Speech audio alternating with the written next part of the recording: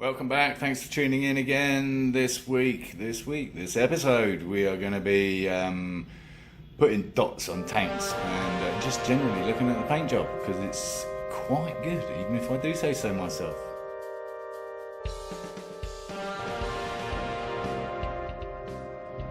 Yeah, the de-seaming came out quite well as well. There's obviously a hint of the seam there and then at the other end, but I kind of like that because it leads into that.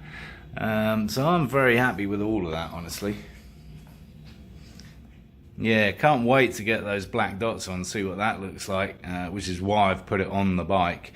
And I'm just going to let it cure overnight so it's, you know, properly dry. But it's been out in the sunshine now for, I want to say 4 hours at gas mark 90, so I think it should be good. But I don't want to mess it up now. Put a lot of time and effort into prepping that tank, so I'm not going to screw it up at the last minute because of my impatience. Talking of which, I've just laid it on there for the moment. The sticker's actually not even on it, it's over on the bench. But yeah, I really like that. Looks a bit scorpion-like. Very relevant. I haven't found one in the garage for a long time, thankfully. So yeah, that looks kind of cool. Do you agree? So what I've noticed while admiring my own handiwork is that my original idea of putting the dots down lower is probably not the right thing to do, and here's why. So I tried it both ways and I think I like this one best, and it's very difficult because there's so many angles. There's obviously the angle of my seat bracket with its dots, whether I try and follow that parallel or I stick to the lines on the tank. And I think honestly I'm going to stick to the lines on the tank because it's still come down a little at the bottom end of that, but that's what I'm thinking I'm going to do. So I've been using this to make that line up with the dots in the seat frame. And it kind of looks wrong to me visually. It actually needs to come higher at the back, technically, but visually, to me, it needs to come lower. And seeing as it's a visual thing, I'm going to go with visually. I think I'm going to go with something like that, even if I drop it a little bit more at the back end, because that is now quite a lot off parallel, but in the opposite direction to that which you think it is. So, yeah, all about perspective, I guess. Some things are best left to the eye to determine rather than measurement, I suppose. Meantime, while I've been staring at this, I've decided I'm going to put that there. Yes, on the outside, mounted in the hole that was already in there, and it follows that line kind of nicely down there. I like that. Now it's just a question of debating which size to use. The other ones are actually a little too big, and these ones are a little too small. This variety pack that I ordered were actually paper, which is no good whatsoever, except for testing, which they proved very useful for. And I have 1 million of them, so if you need some black dots, let me know. I'll send them your way. So I ordered some plastic ones on a rule, and these are 1 inch apparently, because I measured the drill bit that I drilled the holes in the seat frame, and that was 1 inch. But of course, you know, it flares a bit when you drill it, so it's probably 1.25 inches, and you can't get 1.25 inches. So do I go large or do I go small?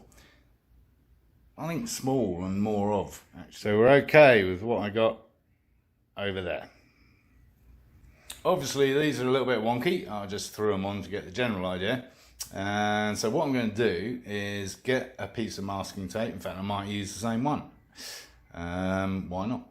And I'm going to stick it onto this piece of plastic.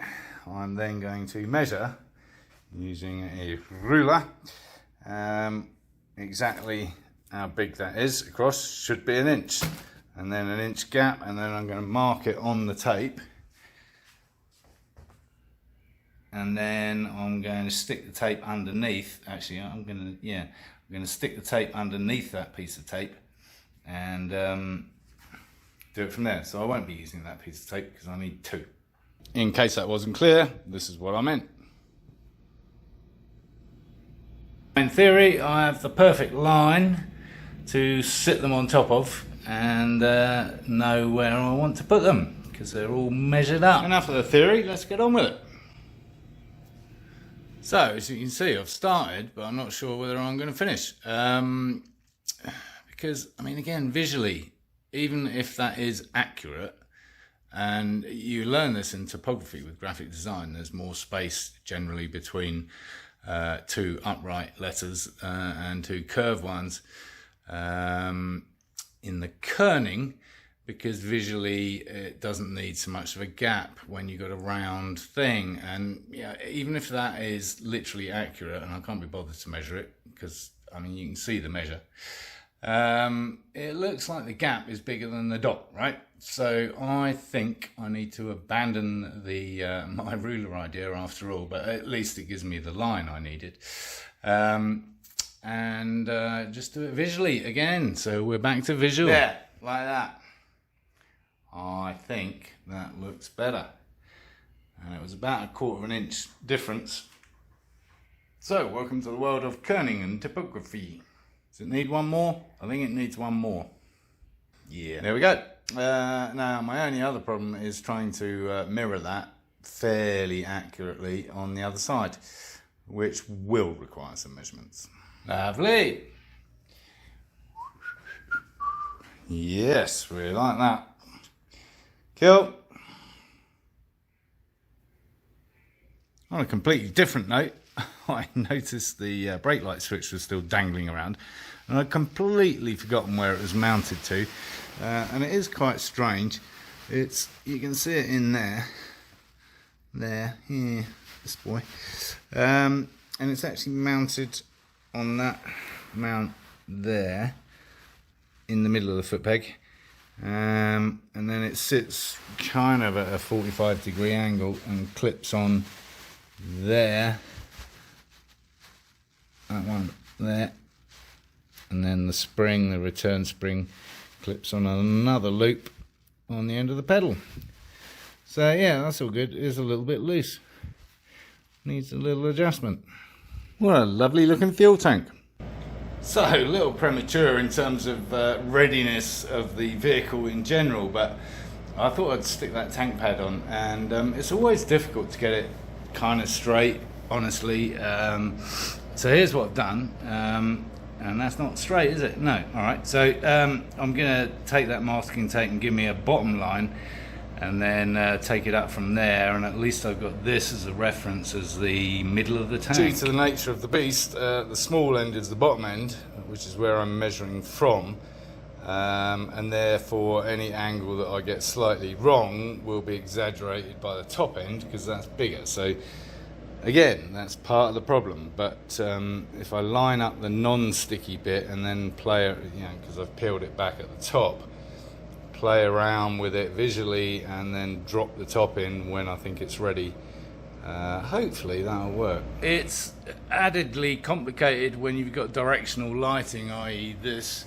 yeah, because the shadows and things start messing with you, but I think that's kind of in line.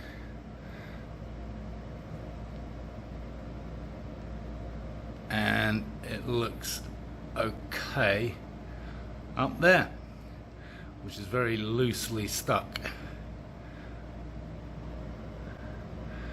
I'm going with that. Looks good to me.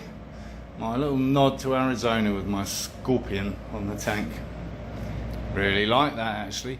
And that tank pad was like $7 or something. Yes, it did come from China.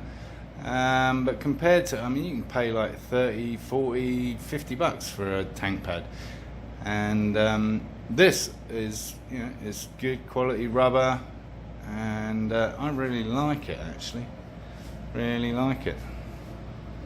Very nice. And perfect yellow match, not for the tank, but for that bit. Yeah.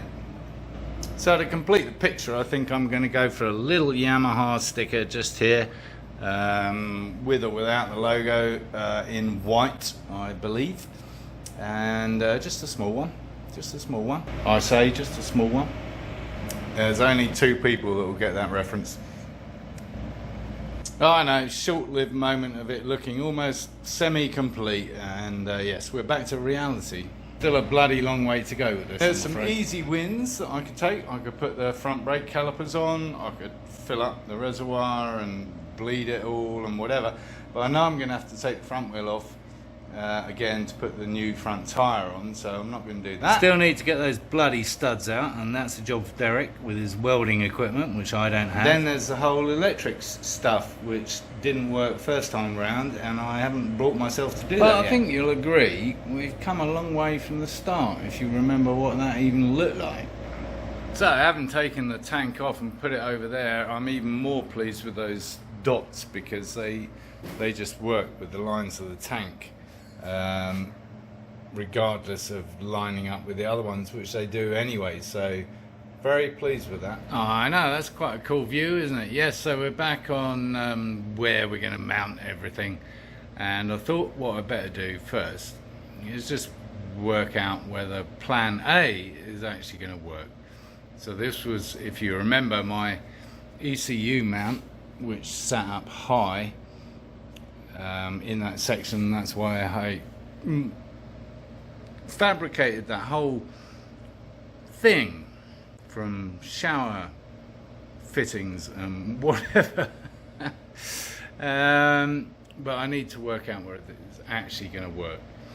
So I'm going to drill some holes and see if it actually fits, and then work out whether everything will fit in and under it and round it and everything else. So there it is in place. I haven't tightened down the actual rivet nut into the frame because I'm not sure this is going to work, and if it doesn't, I want to be able to reverse it. But it's in place, and it'll give me a good enough idea about whether the whole concept is going to work or not. My only other concern about this is that it kind of ruins that beautiful sculpted hole in the frame, and visually at least. I mean, I would spray it black potentially, maybe bar the center bit, which is kind of nice with the holes. Let's see if it works at all in terms of the actual wiring before we worry about what it's going to look like aesthetically. As always, no need to worry about anything that isn't actually going to happen until it happens. Okay, so I know this is boring for some of you, but it's kind of important. So the ECU fits lovely in the tray that I developed, and this boy could either sit on top, there's plenty of room under the fuel tank, or it could go underneath, honestly, because there's plenty of room underneath in that other tray that I developed. So this could kind of work. I'm not worried about this right now. It probably wouldn't reach the battery if the battery is back here, but we can extend that, that's not a problem. Everything else kind of works. I think that would work underneath my new air intakes. I'd have to pull it over and strap it to the frame somehow, get rid of this stuff, original mounting thing that's not relevant anymore. So I think plan A will work, and at this point I think we'll call it a day for this episode. So thanks for watching as usual, and do subscribe if you haven't already, and yes, please invite your friends to watch my lunacy.